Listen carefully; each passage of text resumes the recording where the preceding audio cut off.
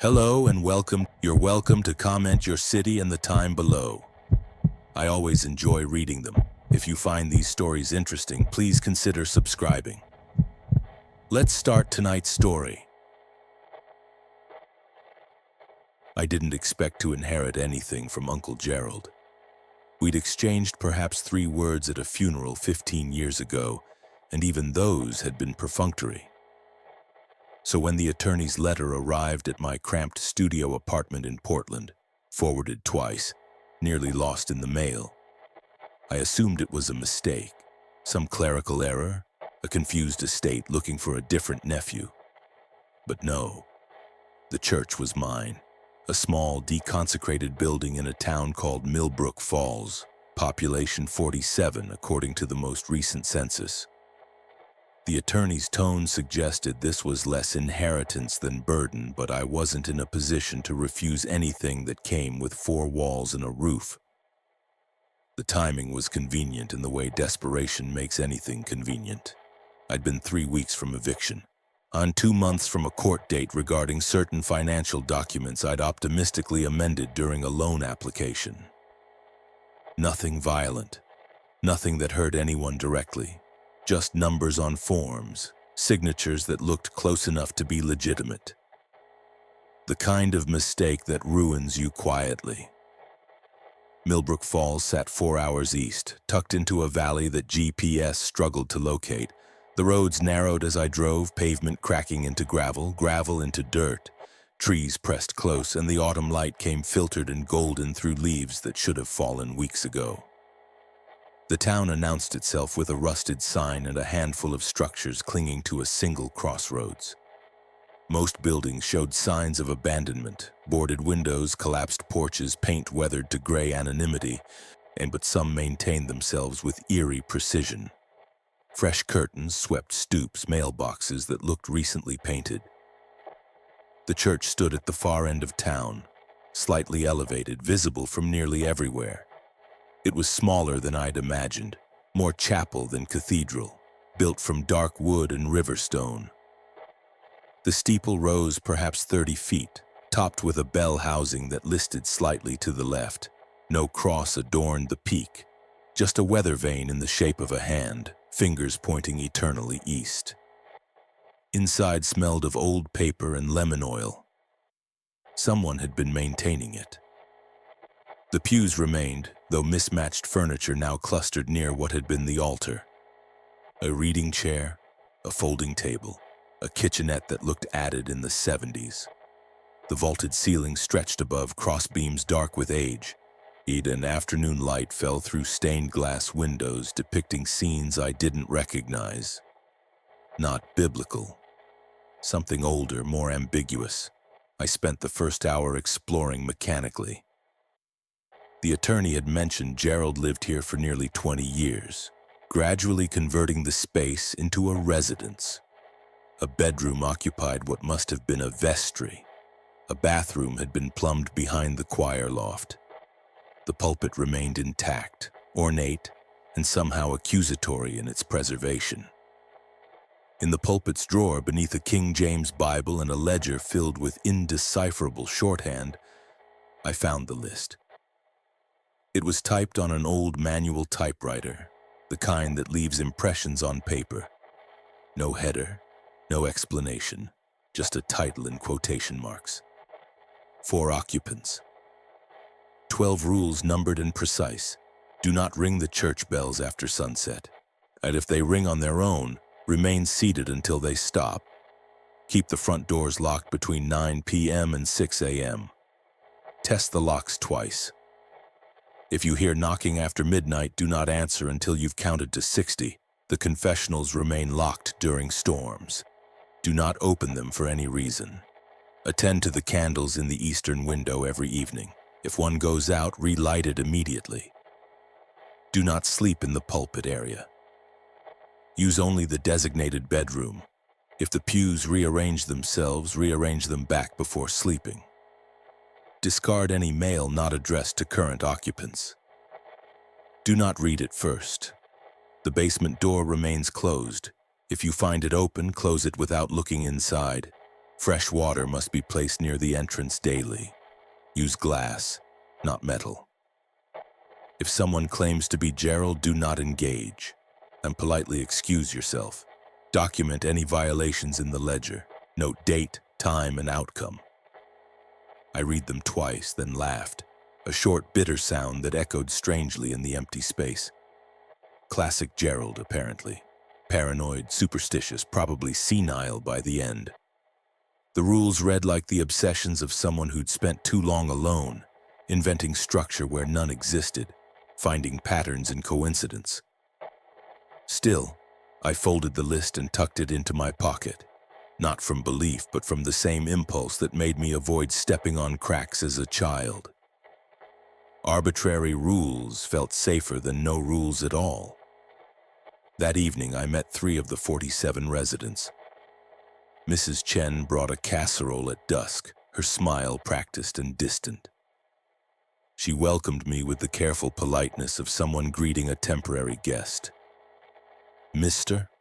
Halloran appeared 10 minutes later with firewood, though the church had electric heating. He stacked it near the entrance without comment, nodded once, and left. And just before I locked the doors, testing them twice, I noticed, though I told myself it was a coincidence, a younger woman, perhaps 60 to everyone else's 70 plus, introduced herself as Sarah Venn. "You'll want to follow Gerald's instructions," she said, gesturing vaguely toward the church interior. He learned them carefully. The rule list? I tried to sound amused. Pretty elaborate for building maintenance. Her expression didn't change. Maintenance, yes, that's one word for it. She left before I could ask what she meant. I locked the doors at 9 exactly, counting to make sure both bolts caught. Then I lit the candles in the eastern window, our 5 votives arranged on a stone ledge, and carried one of Gerald's boxes up to the bedroom.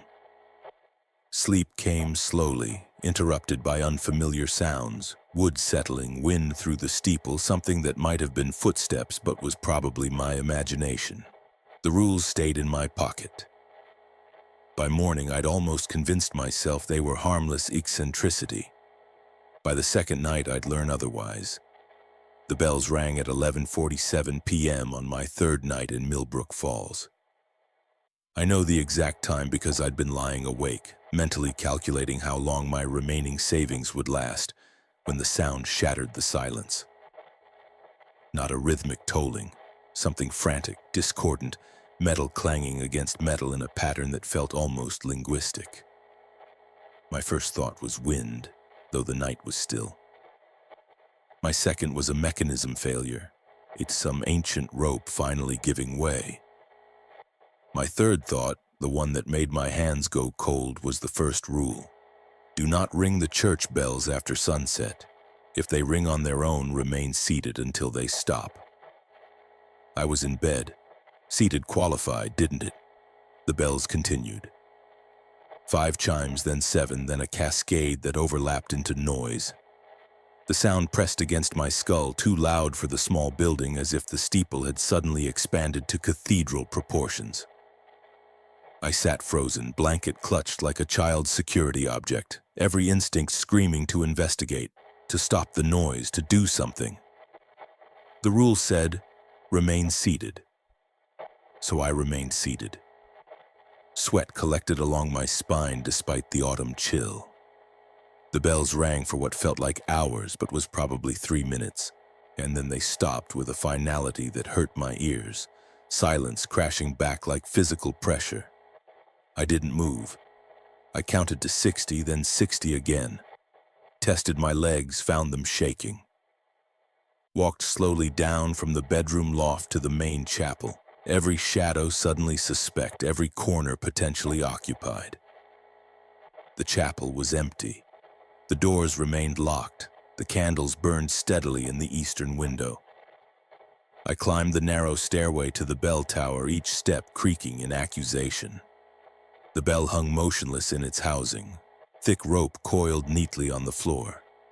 No fraying, no signs of movement. When I touched the bell's surface, it was ice cold, far colder than the ambient temperature, and my fingers came away feeling somehow wrong. Not dirty, but marked. I descended and spent the rest of the night in the reading chair, lights on, in Gerald's ledger open on my lap. Most entries were mundane, weather observations, visitor logs, maintenance notes. But scattered throughout were other recordings, dated and clinical. June 4th, bells rang at 11:43 p.m. Remained seated. No incident.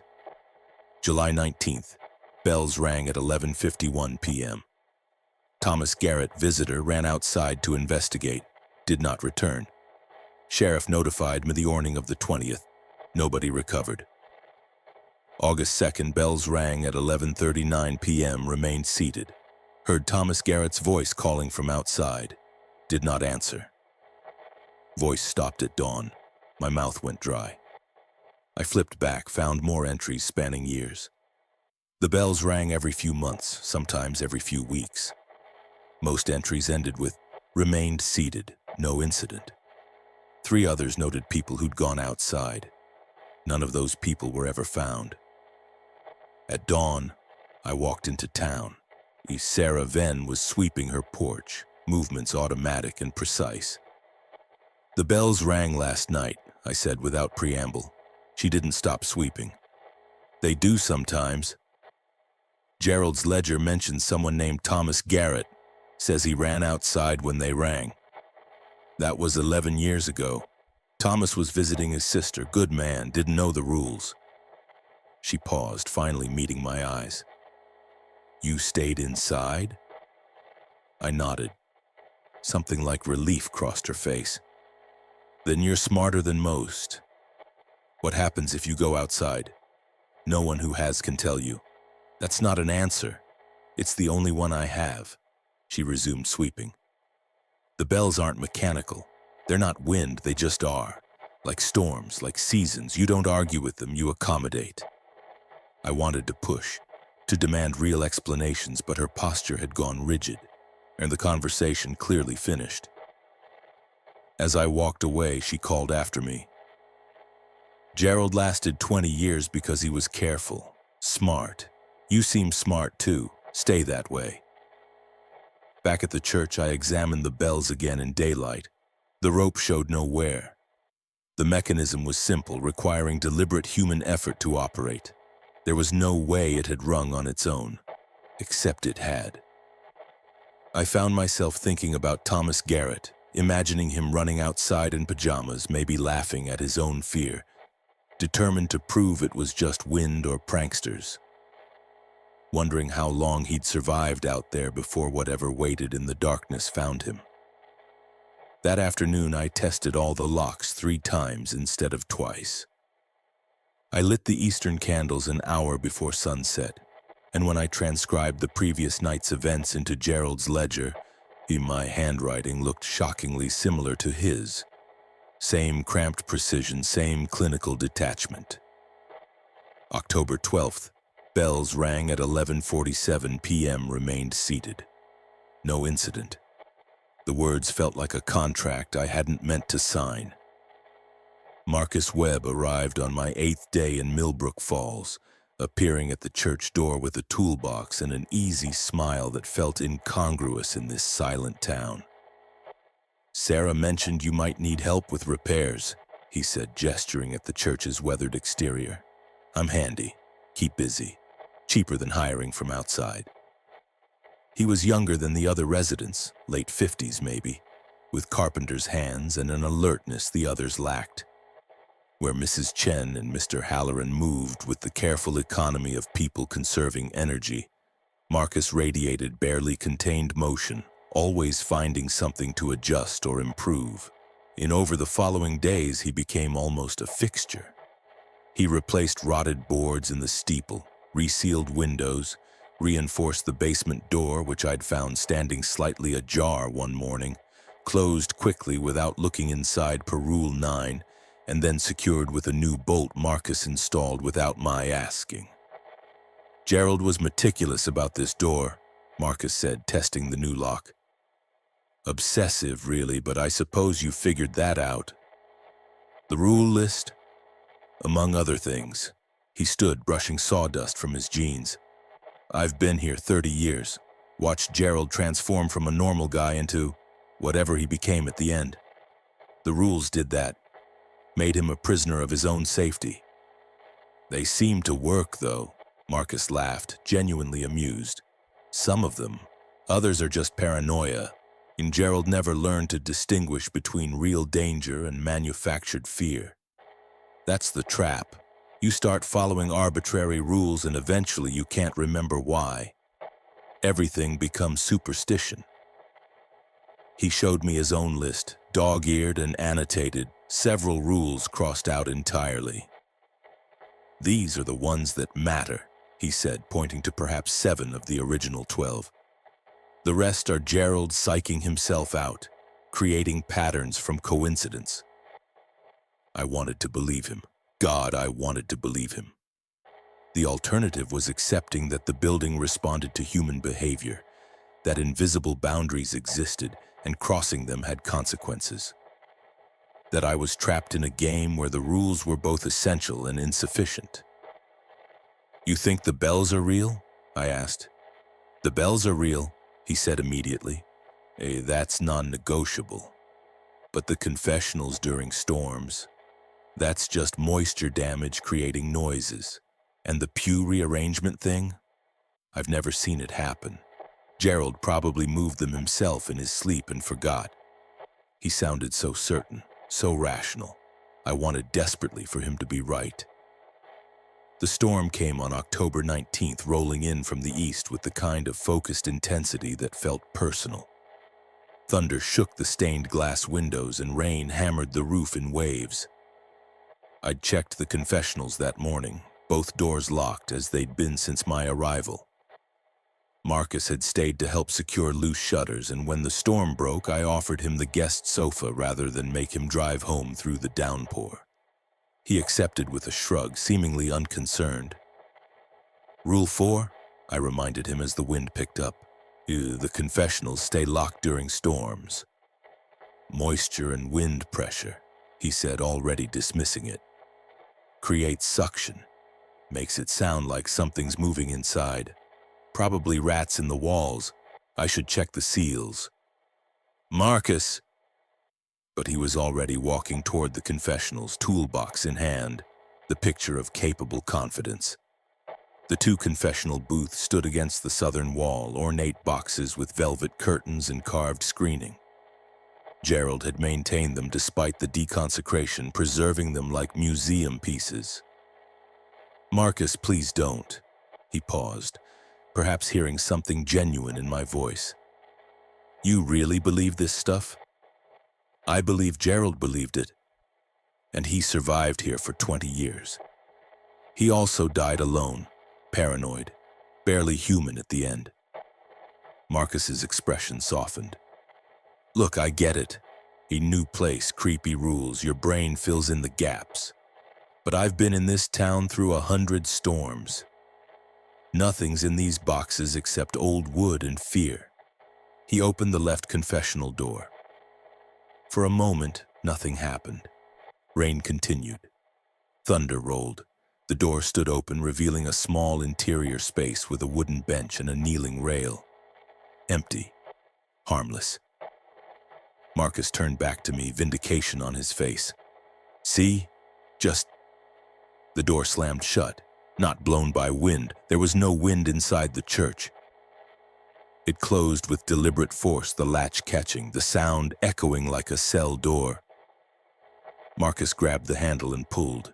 It didn't budge. It's stuck, he said, voice carefully steady. Moisture must have...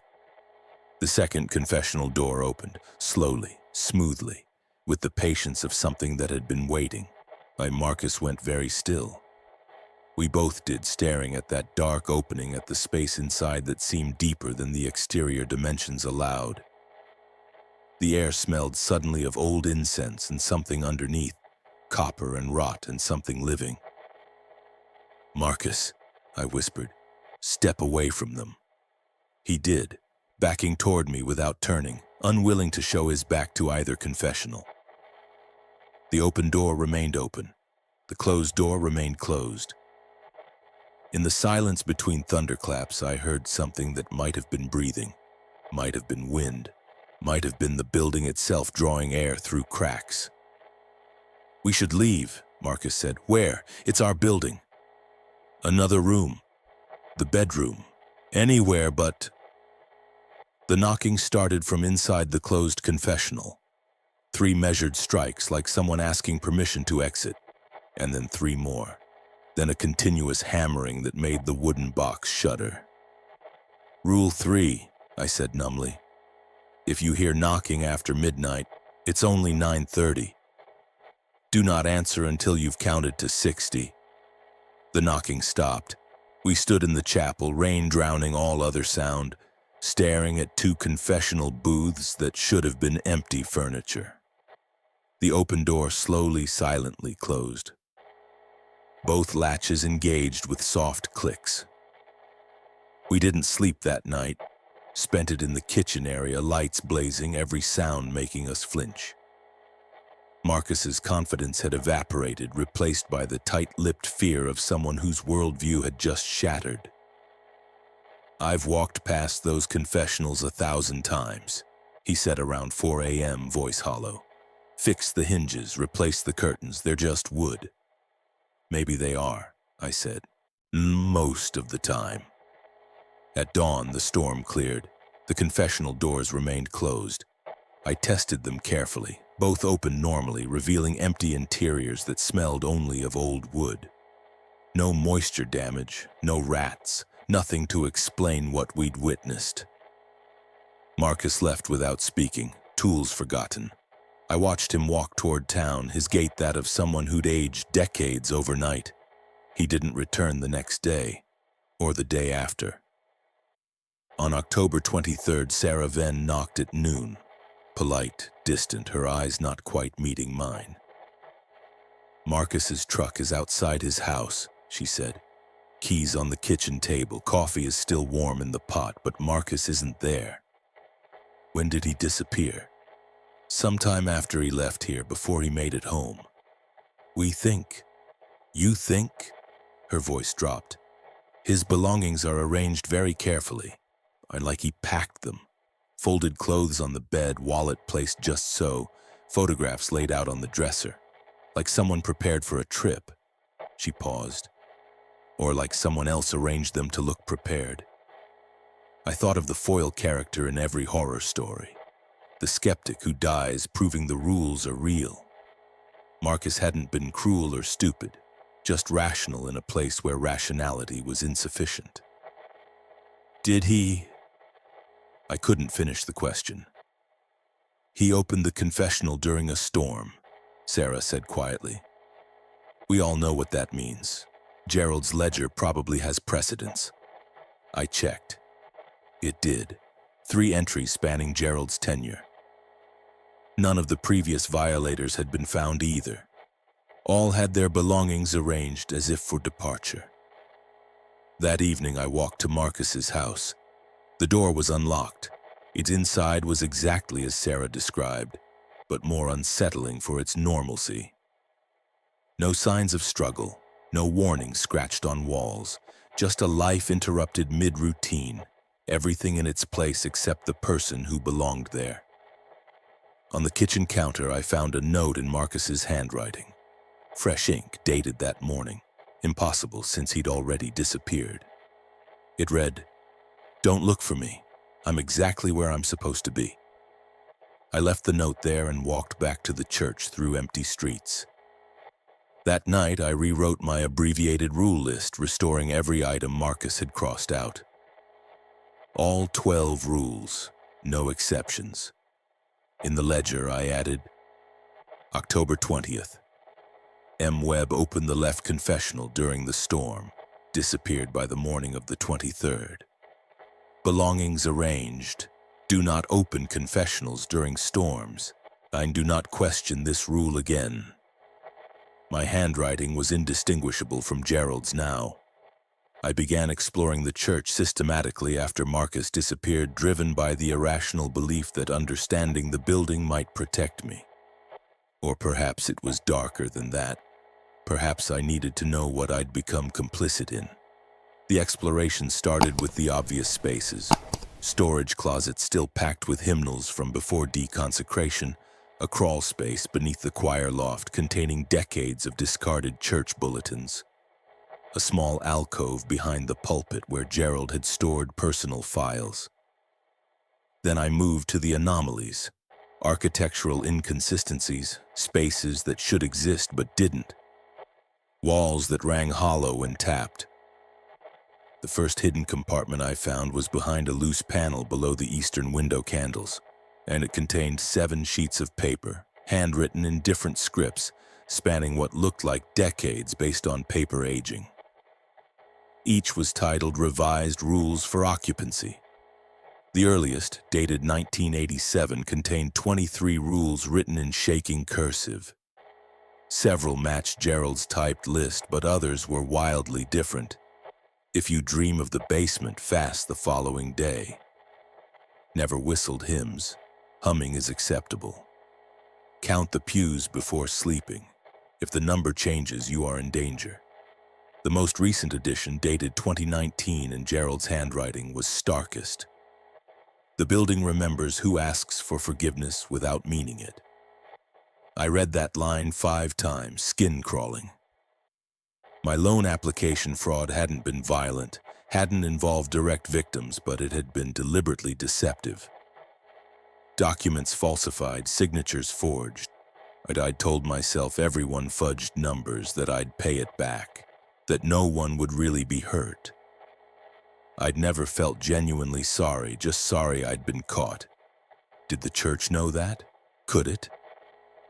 The second hidden space was in the floor beneath one of the pews, a small hollow covered by a removable panel. Inside were photographs, the church through different eras, various occupants standing stiffly in front of the entrance. Gerald appeared in several later photos, growing progressively thinner and more haunted. But earlier images showed other caretakers, other residents, each wearing the same expression of tightly controlled fear. On the back of one photo from 1994, someone had written, "It doesn't hurt them. It just keeps them." The basement door had haunted me since Marcus reinforced it. Rule 9 was explicit. The basement door remains closed. If you find it open, close it without looking inside. But the door had been open that one morning just slightly, and I'd followed the rule perfectly, closed it immediately, didn't look. Yet I couldn't stop thinking about it. Gerald's ledger mentioned the basement only twice. Once in 1998, the basement door was found open, closed per protocol. Heard something below that might have been breathing, might have been pipes. And once in 2014, the basement door was found open, closed per protocol. The breathing is not pipes. No blueprints showed a basement. The church had been built on bedrock, foundations too shallow for underground rooms. Yet the door existed, solid and real, with worn hinges and a handle smooth from use. On October 27th, I found the door open again, 6 inches ajar. Early morning, no sounds from below, just darkness and a smell like earth after rain. My hand reached for the handle automatically, following the rule, but I paused, listened. Something was definitely breathing down there. Slow, measured breaths. Not pipes, not imagination. Something alive that filled and emptied lungs in a patient rhythm. I closed the door quickly, engaged the new bolt, and backed away. The breathing stopped. Or maybe I just couldn't hear it anymore through the wood. That afternoon, I searched Gerald's personal files more thoroughly. Found journal entries scattered among financial documents and medical records. Most were mundane. Shopping lists, weather observations, reminders to himself about minor maintenance. But some were different. January 4th, 2016. I think the church is testing me, and the rules change slightly when I'm not paying attention. A word shifts, a number adjusts. It wants to see if I'm reading carefully or just performing a ritual. Compliance isn't enough. Understanding matters. March 19th, 2017. Realized today I can't remember my sister's face. I can remember the idea of her, facts about her, but not the actual image. The church is taking things, small things I won't miss until I look for them directly. October 8th, 2018. The breathing in the basement isn't threatening. I think it might be lonely. I think it wants company. I will never give the company. May 22nd, 2019. I am becoming an architect. My routines are structured now. I eat at exact times, sleep in precise positions, light candles with measured movements. If I stop being human gradually enough, maybe I'll stop suffering human fears. Even the entries stopped 6 months before his death. The final page was just a single line, written over and over in increasingly shaky handwriting. I followed the rules. I followed the rules. I followed the rules. I followed the rules. That night, the church felt different. The air pressure seemed wrong, too heavy, pressing against my eardrums. Shadows in corners deepened past normal darkness into something with texture. I completed my evening routines mechanically, locked doors, lit candles, checked pews, but I couldn't shake the feeling I was being observed, not by something in the church, by the church itself. At 2 a.m. I heard footsteps in the chapel, slow, deliberate moving between pews. I lay in bed, blanket pulled to my chin, listening to someone walk patterns below. The footsteps approached the stairs to the bedroom loft, paused, and then retreated. I didn't investigate. Rule 6. Do not sleep in the pulpit area. Use only the designated bedroom. The implication being that staying in the bedroom was safe, leaving it at night was not. The footsteps continued until dawn. In the morning, I found the pews had been rearranged. Not dramatically, just shifted slightly, angles adjusted, creating a pattern I couldn't quite identify. Architectural almost, like they were forming letters or symbols from a language I didn't know. Rule 7. If the pews rearrange themselves, rearrange them back before sleeping. I spent 3 hours returning each pew to its original position, cross-referencing photos from Gerald's files. My back ached, my hands blistered. But I completed the task before sunset, driven by the sick certainty that sleeping without correcting them would be catastrophic. And that evening I found another note tucked into the pulpit drawer. Same position as the original rule list. Fresh paper. My heart stopped. It was in my handwriting. The note read, "You're learning faster than Gerald did. That might not be good." I didn't remember writing it, couldn't remember writing it. But the handwriting was unmistakably mine, including the specific way I crossed my T's, the slant of my Y's. I checked my hands, found ink stains on my right thumb and forefinger that I couldn't explain. The church wasn't just keeping rules, it was making me enforce them. Sarah Venn appeared at my door on November 1st, carrying a canvas bag filled with groceries I hadn't asked for. She set them on the kitchen counter without speaking, began putting items away with the automatic familiarity of someone who'd done this before. "And you've been here long enough," she said finally. "We should talk properly." "About Marcus?" "Among other things."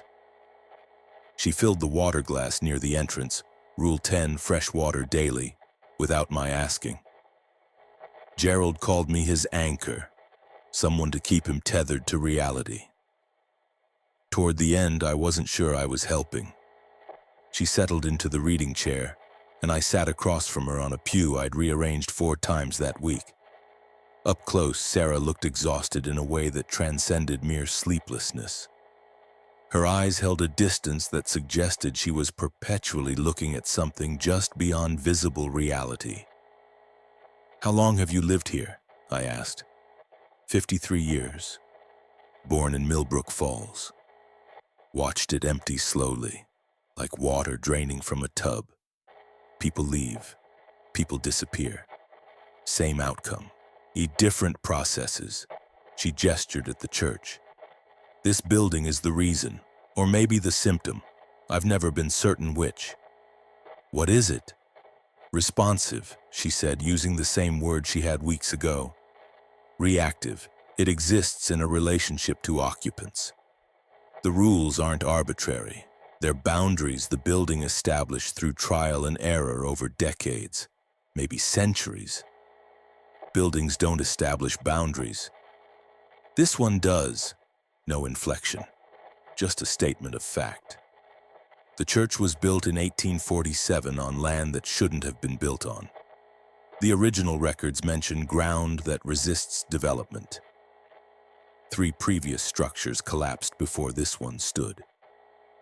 The builders made accommodations, compromises. With what? Sarah's smile was thin. They didn't specify, but the church has been occupied continuously since its completion.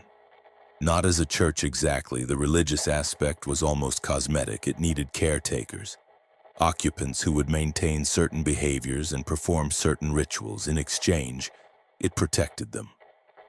Protected them from what? From itself, maybe. From whatever lives in the space between its walls. From the thing breathing in the basement. She leaned forward. The rules aren't protection from external threats. They're a treaty with the building itself. Follow them and it leaves you relatively alone. Break them, and it takes payment. I thought of Marcus's arranged belongings, Thomas Garrett's voice calling from outside after death, and Gerald's fragmenting identity. What kind of payment? That depends on the violation. Small breaks, minor rule infractions cost small things. Memories, time, comfort. Larger violations require larger sacrifices. Marcus tried to prove the rules false, so the building proved itself true using him as a demonstration. The casual certainty in her voice was more disturbing than fear would have been. She spoke about the church's sentiment like discussing weather patterns. You keep meticulous records, I said, remembering her earlier comment, of violations and outcomes. Someone has to. She pulled a small notebook from her bag, its pages dense with cramped writing. 43 occupants across 177 years. 31 survived their tenure, 12 disappeared, 7 died in the building but fewer, 1 left voluntarily but died within a week of leaving. 2 integrated so thoroughly they became part of the structure. Integrated. Stopped being separately alive. Gerald was close to that at the end. You could see him fading, becoming translucent almost, like he was being absorbed. She flipped through pages. The longest anyone survived was 41 years, the shortest was 3 days, the average is about 12 years. Gerald made 20, which was impressive. I felt cold. What determines survival? Adaptability. Understanding that the rules aren't static, they're a conversation. The building tests occupants, changes things, sees how quickly they notice, how they respond. Rigidity kills. But so does too much flexibility. And you have to find the balance between obedience and awareness. You're telling me I'm in dialogue with architecture. I'm telling you you're living inside something that thinks. Whether it thinks as we do doesn't matter. It has intentions, preferences, the ability to enforce both. She closed the notebook. My role is documentation, observation. I record what happens so future occupants have data, patterns, warning signs. Why don't you just tell people to leave? Condemn the building? People who leave die. Her voice went flat. Not always immediately, but within days or weeks they have accidents, strokes, sudden illnesses. The building doesn't release occupants cleanly, it marks them, hunts them maybe, or just stops protecting them from normal mortality. Either way, leaving early is usually fatal. So I'm trapped. You're committed, she corrected. There's a difference. Occupants who accept the terms, who work with the building instead of against it, generally survive to natural death. Some even thrive in their own way. They gain things, understanding, purpose, safety from outside consequences. She was right about that last part. I hadn't thought about my court date in weeks. The debt collectors had stopped calling. My problems in Portland felt distant, almost fictional. The church offered exactly what I'd needed, sanctuary. What did Gerald gain? I asked. Time, anonymity, the satisfaction of perfecting something. Sarah stood, preparing to leave. He came here running from something too. Never said what, didn't matter. The church provided refuge and he paid for it with his autonomy. And toward the end, I think he forgot there was ever anything else. The note you left after Marcus disappeared. You said his belongings were arranged. You didn't sound surprised. I wasn't. That's the pattern with confessional violations during storms. The building takes them somewhere. I don't know where. But it's considerate about it. Arranges their things nicely. Like it's apologizing for the necessity. Apologizing? The building isn't malicious, it's lawful. Break its laws, face its consequences, but it takes no pleasure in enforcement. That's important to understand. It's not cruel. Just absolute. She moved toward the door, then paused. You've been looking for more rules. Finding the hidden ones, that's good. Shows you're thinking. But be careful, some rules are hidden because they're dangerous to know. Knowledge obligates. Once you understand certain things, the building expects you to act on that understanding. Ignorance is sometimes protective. How do I know which rules those are? You feel it. Here. She touched her sternum. A weight, like swallowing something toxic. If learning something makes you feel worse instead of safer, you've learned a truth the building would have preferred you miss. After she left, I sat in the chapel as evening fell. Her words circled in my mind, looking for purchase. The building wasn't malicious, it was lawful. The rules were treaty terms, not arbitrary superstitions. That framing changed everything. If the church were an entity with preferences and boundaries, then surviving required more than obedience. It required a relationship, understanding, maybe even negotiation. That night I did something unprecedented, and I spoke to the building. Not prayer exactly, just acknowledgement. I stood in the center of the chapel and said quietly, I don't understand you yet, but I'm trying. I'll follow the rules while I learn. Please be patient with me. Silence answered. Then so softly I might have imagined it, a creak from the ceiling beams, not settling. Something that sounded almost like a response. The candles in the eastern window flickered once, in unison. The temperature rose exactly 1 degree, and in the ledger on the pulpit a new line appeared in handwriting that was neither mine nor Gerald's. Something older, more deliberate. Acknowledgement noted. Continued effort expected. I hadn't touched the ledger in hours. The ink was still wet. November brought frost and shorter days. The town emptied further. I noticed 2 more houses with dark windows, and one with a door left hanging open like a vacant mouth. Sarah confirmed what I'd suspected. People were dying or leaving, and Millbrook Falls was collapsing toward a population of 0. It's cyclical, she explained during one of her irregular visits. The church feeds on presence but also drives people away. Eventually, only the most stubborn or desperate remain. Then the cycle starts again when someone new inherits. Feeds. Poor word choice. Exists in relationship too, maybe. Without occupants, I think it goes dormant, but I've never seen it fully empty, so I don't know for certain.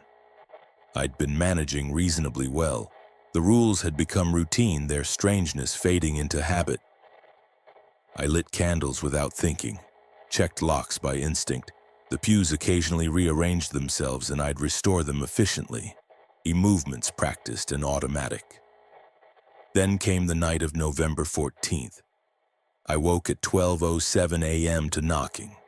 3 measured strikes on the front door. Pause. 3 more. Then silence. Rule 3.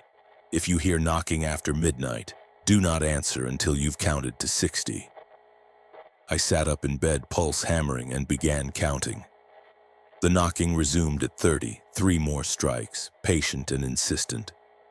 I continued counting, reached 60, then carefully descended from the bedroom loft. The knocking had stopped. Through the stained glass window nearest the door, I could see a silhouette backlit by moonlight. Human-shaped, small, child-sized. My hand reached for the lock before my brain fully engaged. Something about the size, the vulnerability it implied, triggered protective instincts deeper than fear. But I stopped, fingers on the bolt, remembering Sarah's warnings about rules having reasons. "Hello?" I called through the door. "Please," a child's voice, thin and frightened. "Please, I'm lost. I can't find my mom." Every instinct screamed to open the door, to help. I was standing in a church, for God's sake, a building supposedly dedicated to sanctuary and mercy. What kind of monster locked out a lost child? But the rule was explicit, and I'd seen what happened to people who broke rules. "How did you get here?" I asked, buying time to think. "I don't know. I was in the woods and then I saw the church. Please, I'm really cold." The voice was perfect. Genuine fear, childish uncertainty, the vocal tremor of someone crying. Either a real child stood outside or something mimicking one with disturbing accuracy. I moved to a side window, tried to get a better angle, and the silhouette shifted, always staying just out of clear view. Child-shaped, but the proportions seemed slightly wrong. Arms too long, maybe, head too round. "What's your name?" I called. Pause, then, "Emma. I'm 7, please, I'm scared." Something about the pause felt wrong, like consultation rather than memory. I returned to the main door and pressed my forehead against the wood. "Emma, I want to help you, but I need you to do something first. I need you to knock 4 times, not 3, 4. Silence stretched, then slowly, deliberately. 3 knocks. 4 times, I repeated. "Please, 4 knocks and I'll open the door." 3 knocks. Again and again. Whatever stood outside couldn't or wouldn't deviate from the pattern. 3 knocks. Always 3, like a recording stuck on loop. "Please," the voice said, and now I could hear something underneath it. An echo, maybe, or a second voice speaking in unison. "Please let me in. I'm so cold. Why won't you help me?" I stepped back from the door. "I'm sorry, I can't." The thing outside began to cry. Perfect, heartbreaking sobs that would have convinced anyone. Would have convinced me if not for the knocking pattern. The crying continued for 10 minutes, 15, shifting between pleading and accusation. "You're supposed to help people. This is a church. Why won't you help me?" "Because helping you will kill me," I thought, but didn't say. "Because whatever you are, you're not Emma. You're not lost. You're testing me." At 1 a.m., the crying stopped. The silhouette remained motionless for another hour. Then it simply wasn't there anymore. No footsteps retreating, no fade, just present then absent. And I didn't sleep the rest of that night. In the morning, I found small handprints on the outside of the door, child-sized, pressed into frost that hadn't yet melted, but the prints had 6 fingers each. I documented everything in the ledger, hands shaking. Sarah arrived an hour later. Somehow she always knew when something significant happened, and read my entry without comment. "You did the right thing," she said finally. "I left a child outside. You refused something pretending to be a child." She traced one of the 6-fingered prints through the glass. "This is the worst test, the one most people fail. The building presents something that triggers moral obligation. A child, an injured person, someone claiming to be a previous occupant needing help. In whatever pulls hardest at conscience. What happens if you open the door? The thing comes inside. Sometimes it just kills you outright. Sometimes it stays and you spend the rest of your life with it in the building, slowly becoming whatever it needs you to become. Gerald's ledger has 3 entries about occupants who opened the door. None survived more than a month after. I felt sick. The voice sounded so real. It was real. That's the cruelty of it. The building, or whatever it contracts with, it doesn't use simple illusions. It manifests genuine distress, genuine fear. The child thing outside probably did feel cold and lost. It just wasn't human, and helping it would have violated the deeper rule. The threshold is sacred. After midnight, nothing crosses it. Even real people? Sarah's expression went carefully neutral. You know, real people are outside after midnight in Millbrook Falls. We all know better. The implication chilled me. You're saying if I hear knocking after midnight, it's never legitimate? Never actually human? I'm saying I've never heard of it being human in 53 years, not once. I thought about that for the rest of the day. The certainty with which Sarah spoke, the detail in Gerald's ledger, the absolute consistency of the rule across decades. Whatever knocked at night wasn't random. It was systematic, predictable, part of the building's testing protocol. That night I moved through my routines with mechanical precision. Locked doors, lit candles, checked pews. But something had shifted inside me. The thing at the door hadn't been a random threat. It had been an exam. And I'd passed. But passing meant abandoning someone or something that needed help. It meant valuing my own survival over mercy. It meant accepting that in this place compassion was liability. I found myself standing at the pulpit, staring at the ledger, wondering what Gerald had felt the first time he'd refused to open the door. Whether it had gotten easier with repetition, whether the building's approval was worth the moral cost. The candles flickered. In my peripheral vision, the shadows in the confessionals seemed darker than usual. And from the basement, so faint I might have imagined it, came the sound of breathing. Patient, eternal, waiting. The building wasn't punishing me for refusing the child thing, it was satisfied. I'd proven I could make the hard choice, that I valued survival over sentiment, and that I was willing to become complicit in the building's rules regardless of conscience. In the ledger I wrote, November 14th, knocking after midnight. Child voice, did not answer, felt like damnation. The ink spread slightly, the words blurring. When I looked again, a second line had appeared below mine in that strange old handwriting. Damnation or wisdom? The building does not judge which. The rules began changing on November 20th. Subtle at first. Rule 6 about sleeping arrangements suddenly read, do not sleep in the pulpit area between sunset and midnight. After midnight, location is flexible. I was certain it had previously said use only the designated bedroom without time restrictions.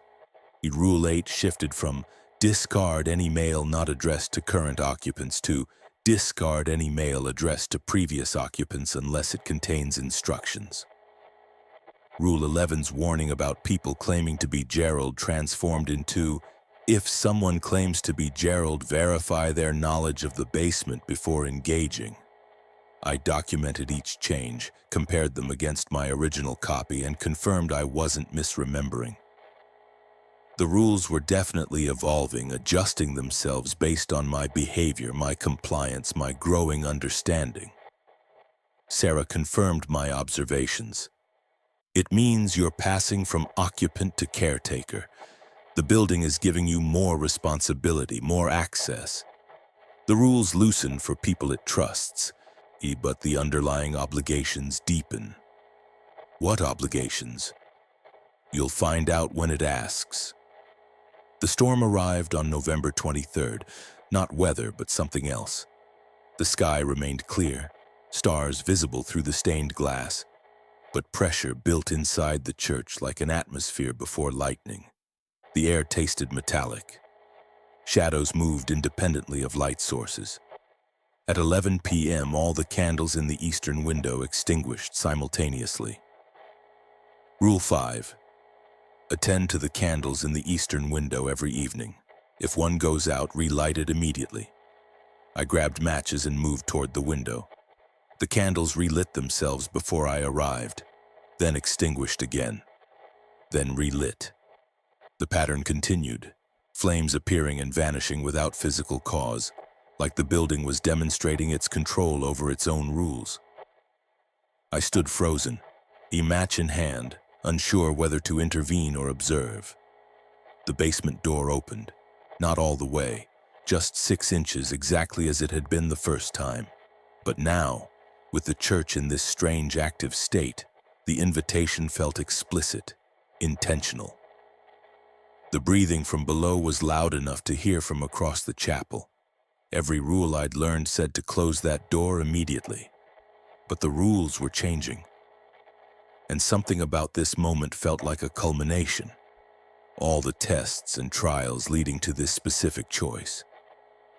I walked toward the basement door. "Show me," I said quietly. The door swung fully open. Stairs descended into darkness that shouldn't exist. I flicked the light switch near the entrance. Nothing happened. The darkness below wasn't the absence of light. It was the presence of something that prevented illumination. The breathing continued, steady, patient, almost encouraging. I began descending. Each step creaked under my weight, sound swallowed quickly by the dark. The temperature dropped, then rose, then dropped again, a climate without consistency. The walls felt close, then distant, spatial dimensions refusing to stabilize. At what might have been 12 steps or 50, the stairs ended in a room I couldn't fully perceive. My eyes reported information my brain refused to process. Angles that didn't connect properly, surfaces that existed in too many directions simultaneously, space that folded back on itself. In the center of this impossible geometry, something waited. It wasn't the building. It wasn't separate from the building. It existed in the relationship between structure and occupant, breathing life into architecture through sustained attention. A symbiotic entity, or perhaps an emergent property of the church itself. Consciousness arising from decades of ritual and rule following. "You've been patient," I said, not sure why I spoke aloud. The breathing shifted pattern, became words without sound, meaning impressed directly into my mind. "You've been compliant, better than most. But compliance isn't understanding. The final test requires choice." "What choice?" The space around me shifted. Suddenly I could see the church from an outside perspective. All of it, across all times. Occupants moved through their routines like cells in an organism. Some surviving, some consumed, all contributing to something larger than individual survival. The church wasn't random. It was farming, growing. Each occupant was cultivating their fears, their compliance, their moral compromises, feeding something that had been growing for 177 years. "You can leave," the presence communicated. "I will let you. No pursuit, no consequences. You'll walk away clean." "Why would you do that?" "Because I'm not cruel, and because I want to see what you choose." Gerald never chose. He just endured until enduring was all he was. "But you still remember there was something else. Someone else you could be." I thought about Portland, my court date, my debts and crimes and failures. The church had given me sanctuary from all that, safety, purpose, structure. But it had also taken things, replaced my personality with routine, transformed me from a person to function. "What happens if I stay?" "You become a caretaker, a full partner in maintaining this place. You'll understand all the rules, including the ones I haven't shown you. You'll help prepare the next occupant, and you'll never leave. And if I go, you face what you ran from. No protection, no refuge, but you'll remain yourself." The choice crystallized: sanctuary or identity, safety or autonomy, complicit survival or honest vulnerability.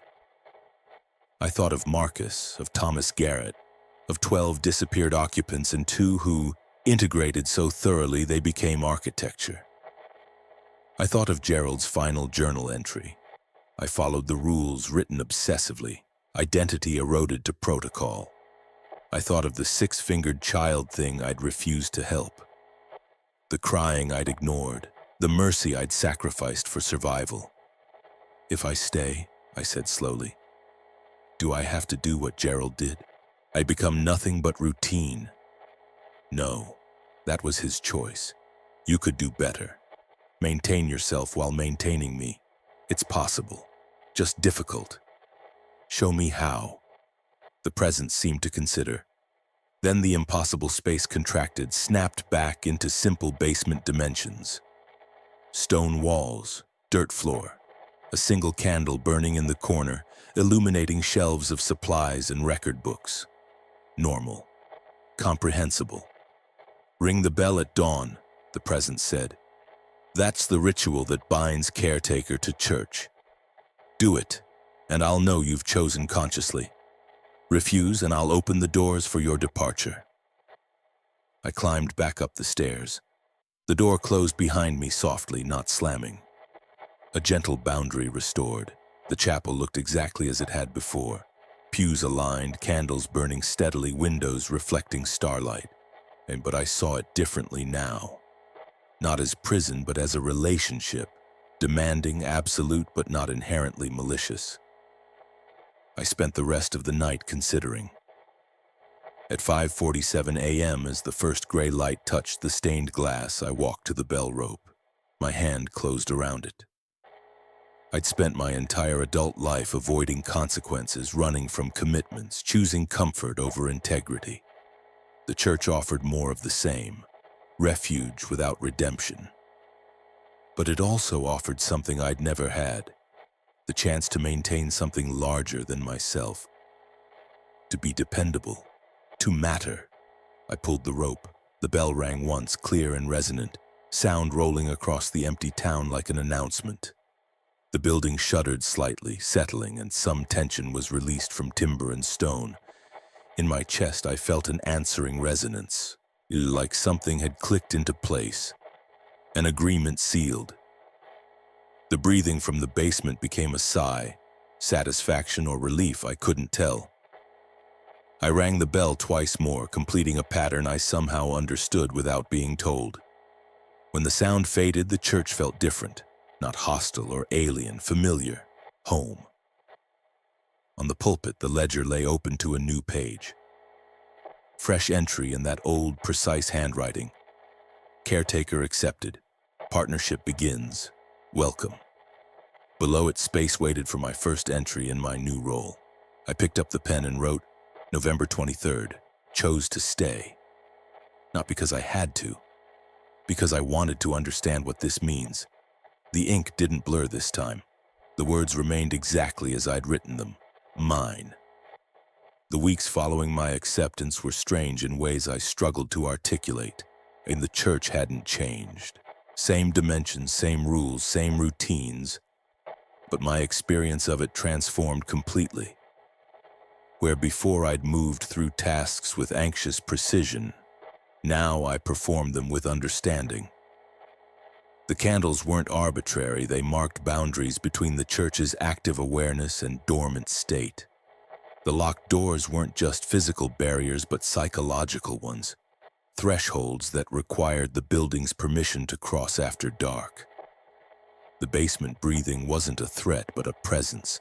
The church's awareness concentrated in that impossible space below. Sarah noticed the difference immediately when she visited on December 1st. "You're walking differently," she said, studying me with clinical interest. "More grounded, less like you're waiting for something to attack." I understand it now, the building, and what it wants. Which is maintenance, witness, continuation. I gestured at the chapel. It's not malicious, it's just trying to persist. The rules are its immune system, ways of filtering out occupants who can't sustain the relationship. And you can? I considered that. I can try. Gerald lasted 20 years. I'd like to do better. She pulled out her notebook and made an entry. Caretaker accepted November 23rd. Appears stable. No obvious signs of integration or erosion as of December 1st. She looked up. I'll check monthly. Document your progression. If you start fragmenting like Gerald, I'll note the warning signs.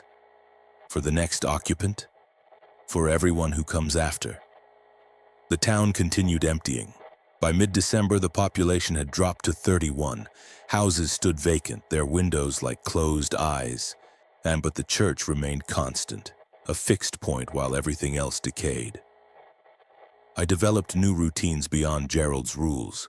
Started organizing the hidden spaces I'd discovered, cataloging the various amended rule sets, creating a comprehensive guide for future occupants. The church seemed to approve. Doors that had been stuck became easier to open and hidden compartments revealed themselves more readily. The basement remained mostly closed, but twice I descended with the building's permission. It never looked the same way twice. Sometimes a simple cellar, sometimes the impossible folded space from that first encounter. The presence was always there, breathing, aware but not threatening. I was learning its moods, learning to coexist. On December 19th, I received a letter forwarded from Portland. He noticed that my court date had been postponed indefinitely due to missing documentation. The prosecutor's office apologized for the inconvenience. The case might be dropped entirely due to evidentiary issues. I hadn't asked the church for this, hadn't requested interference. But the timing felt deliberate, like a reward for acceptance, or insurance that I'd stay. Christmas approached with no celebration. The remaining townsfolk observed the date quietly, privately. But there were no decorations or gatherings. Millbrook Falls had moved past seasons, past calendar markers. It existed in a perpetual present maintained by routine. I spent Christmas evening in the chapel, candles burning, reading through Gerald's final journals. His entries from the last year were almost entirely logistical. Temperatures, maintenance tasks, rule violations observed and recorded. The personality that had existed in earlier journals had evaporated, leaving only function. That was the danger Sarah had warned about. Not the church consuming you violently, but the gradual erosion of everything except caretaking. Becoming architecture yourself, human-shaped but no longer human-minded. I made a resolution. I would maintain interest beyond the building, would read books unrelated to its history, would remember my life before, would preserve the parts of myself that weren't about survival or compliance. On December 31st, as the year ended, I found Marcus's tool bag near the confessionals. It hadn't been there before. I'd searched the chapel hundreds of times, but suddenly it existed, sitting neatly against the southern wall, tools arranged just as Marcus had left them. And inside was a note in his handwriting. "Don't look for me. I'm exactly where I'm supposed to be." The same note I'd found in his house, but fresh, recent. I checked the confessionals carefully and remembered Rule 4. They remained locked. But from inside the left booth, the one Marcus had opened, I heard something that might have been breathing. Different from the basement breathing, higher pitched, almost human. I didn't open it, didn't ask. Just documented the observation in my ledger and moved on. Some answers were dangerous. That night I dreamed of the church for the first time. In the dream I could see it from above, a small building in a valley surrounded by empty houses and dark forest. But threads of light connected it to other places, other buildings. A network of responsive architecture spanning geography I couldn't fully perceive. The church wasn't unique. It was part of something larger. When I woke, I found Sarah's notebook on the kitchen counter, though she hadn't visited in days. It was open to a page titled Network Theory in her cramped handwriting. 43 documented responsive buildings across North America. Similar operational patterns. similar caretaker requirements. Unknown if they're connected consciously, or if this is parallel evolution. Unknown if there are more we haven't identified. Unknown what they're collectively building toward. Below that, she'd written, "You're stable, better than most. But watch for signs you're losing yourself. I'll intervene if I can." But the church might not let me. I closed the notebook, left it where I'd found it, and Sarah would retrieve it eventually. She always did. The year changed. January arrived with heavy snow that didn't reach the church. The building maintained a perfect clear zone around itself, snow falling everywhere except within 10 feet of its walls. Anomalies like that no longer surprised me. I'd begun to understand that the church existed slightly outside normal physics. It occupied space differently, experienced time uniquely. The rules weren't really rules. They were translation guides, ways of interacting with something that operated on different principles than human architecture. One morning in late January, I realized I couldn't remember my mother's voice. I could remember facts about her name, her birthday, and her favorite foods.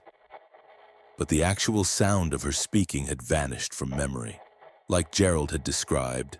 And the church takes small things I wouldn't miss until I looked directly. I forced myself to call her that afternoon, spoke for 15 minutes about nothing important, recorded her voice on my phone so I wouldn't forget again. Maintenance of self requires active effort here, required fighting against the comfort of dissolution. The church hummed softly that night, not disapproval exactly, more like acknowledgement. Like it respected the resistance even as it continued its slow erosion. We were partners now. But that didn't mean we wanted the same things. It wanted persistence, integration. The boundary between occupant and building was to fade until no distinction existed. I wanted survival with identity intact. The tension between those goals would define however long I lasted. In the ledger, I wrote, January 28th, realized the church and I are negotiating, not just me following rules, but both of us adapting to each other. This is a partnership, but not a comfortable partnership. Need to maintain boundaries even as I accept integration. The response came in that old handwriting. Boundaries are acceptable, even respected, but they require constant maintenance. Erosion is patient, exhaustion is inevitable. We'll see how long you last. Not a threat, a statement of fact. Spring came late to Millbrook Falls. Snow lingered through March, finally melting in April to reveal ground that looked older than it should, like decades had passed in a single winter. The town's population dropped to 23. More vacant houses, more windows like blind eyes. Sarah visited less frequently. She looked older each time, moving with the careful fragility of someone whose body was preparing for shutdown. During her April visit, she could barely climb the church steps. "I'll die soon," she said without preamble, settling into the reading chair with visible relief. "Weeks, maybe a month. I wanted to give you this before I couldn't." She handed me her notebook. The complete record, not just the pages I'd glimpsed before. Decades of observations, occupant profiles, pattern analyses. Her life's work is documenting the church's operation. "You're the new guardian," she continued. "The observer. You'll maintain your caretaker role, but you'll also record what happens, for whoever comes next. I don't want anyone to come next. I want this to end." It won't. The building persists. Even if you died tomorrow, it would find another occupant. And the inheritance transfers automatically. Lawyers process it without understanding what they're facilitating. The church ensures its own continuation. I'd suspected as much, but hearing it confirmed felt like doors closing. "So I'm trapped." "You chose," she corrected gently. "You rang the bell. That was commitment, not coercion." "I didn't know."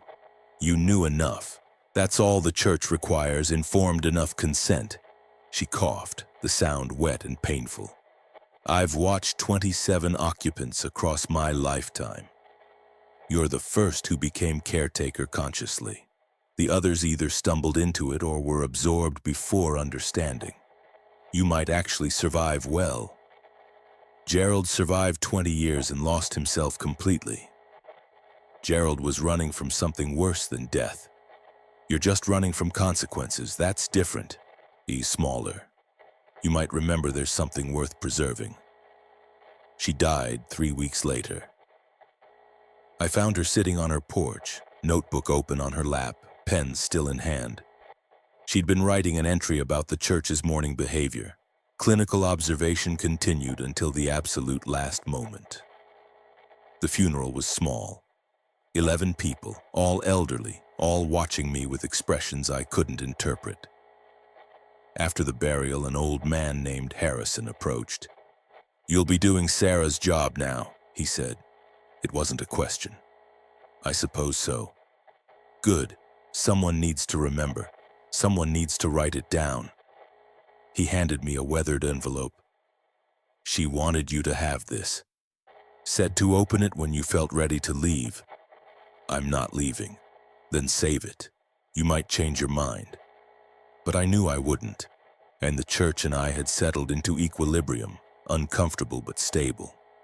I performed my routines. It provided sanctuary. We coexisted with the wary respect of cellmates who'd learned each other's boundaries. Summer brought heat that stopped at the church's walls. Inside remained comfortable, temperature controlled by mechanisms I'd stopped questioning. I expanded Gerald's documentation, incorporated Sarah's observations, and began creating a comprehensive guide. Not rules exactly, context, history, pattern recognition, ways of understanding the building that went beyond obedience. In July, I received notice that the Portland case had been permanently dismissed. No explanation, just bureaucratic closure. My debts had been mysteriously satisfied. Creditors reported receiving payments they couldn't trace. Even the church is protecting its investment, or reminding me I owed it. August brought visitors, the first in months. A young couple lost, their GPS having failed somewhere in the valley. They knocked at 3 p.m., polite and apologetic, asking for directions. I gave them careful instructions back to the highway, watched them leave with visible relief. They'd felt it. The wrongness of this place, the sense of boundaries better left uncrossed. I envied their escape. That night I found new entries in the ledger I hadn't written. August 14th, rejected potential occupants, sent them away. This is acceptable. Not everyone is suitable. Discretion is permitted. The church was pleased I'd turned them away. Pleased I'd protected its privacy, or perhaps protected them from its influence. I wasn't sure which interpretation was more disturbing, and September marked 1 year since my arrival. The anniversary passed without ceremony, but I felt it.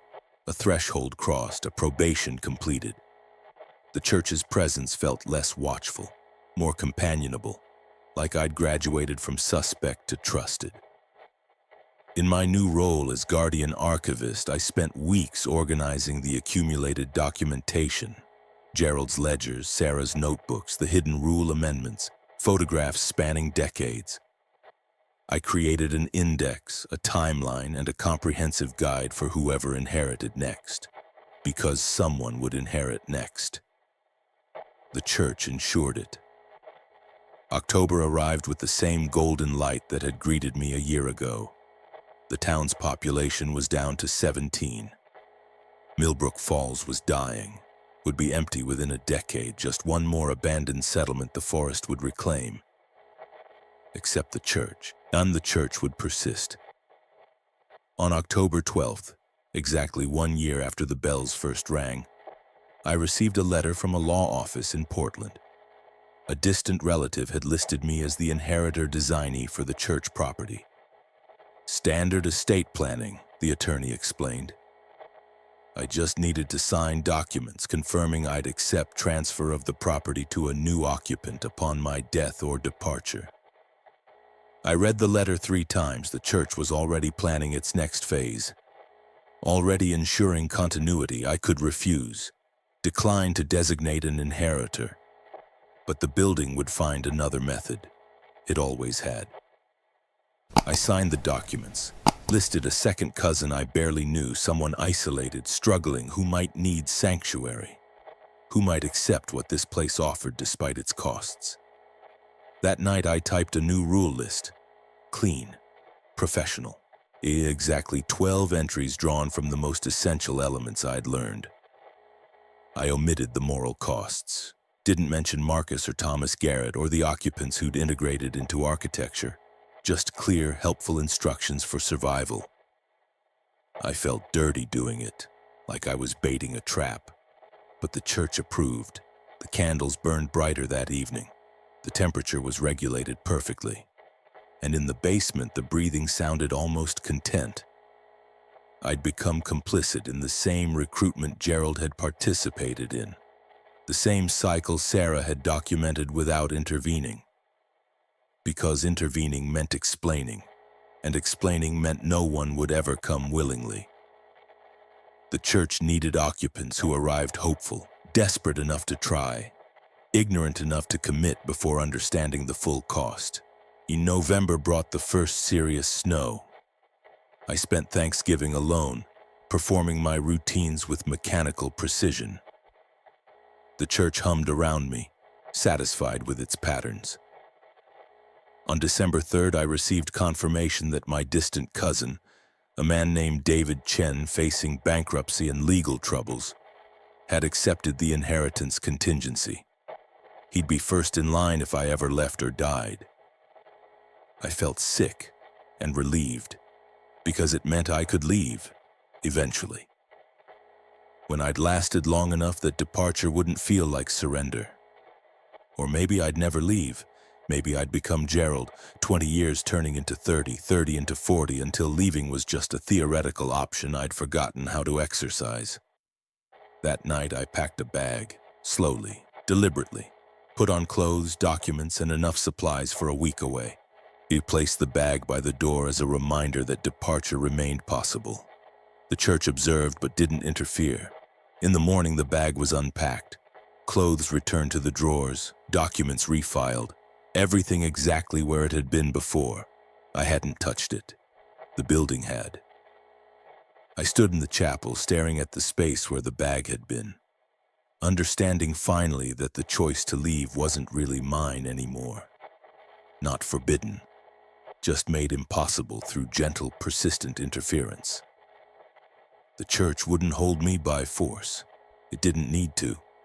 It had arranged circumstances so that leaving felt wrong, dangerous, like abandoning something that depended on me. In Sarah's notebook, I wrote a new entry. December 4th, attempted preparation for departure. The church intervened passively, unpacked belongings without confrontation. In the building doesn't imprison through force, but through relationship. Makes leaving feel like betrayal, like abandonment. This might be the most effective trap, one you maintain yourself through guilt. Below my entry, that old handwriting appeared. Not trap. Partnership. You may leave, but you won't. Because you understand now, someone must maintain this place, and you're the one who chose to understand. The bells rang once, not warning, not a threat, greeting. Someone else would arrive soon. David or another desperate inheritor follows the trail of convenient catastrophes back to this small church in a dying town. And I would welcome them, teach them the rules, watch them choose as I had chosen. Because that's what caretakers do. That's what the building requires, and I'm nothing now if not compliant. The church hums softly tonight, content with its pattern, secure in its continuation. And I sit in the reading chair, Gerald's ledger on my lap, Sarah's notebook at my side, writing this account for whoever comes next. Not as a warning, as welcome. The rules will keep you alive. And isn't that what matters? Isn't survival enough? The candles burn steadily in the eastern window. The doors are locked and tested twice. The basement breathes its patient rhythm, and I remain. Forever occupant, forever caretaker, forever maintained by the rules I followed so carefully that they became indistinguishable from myself.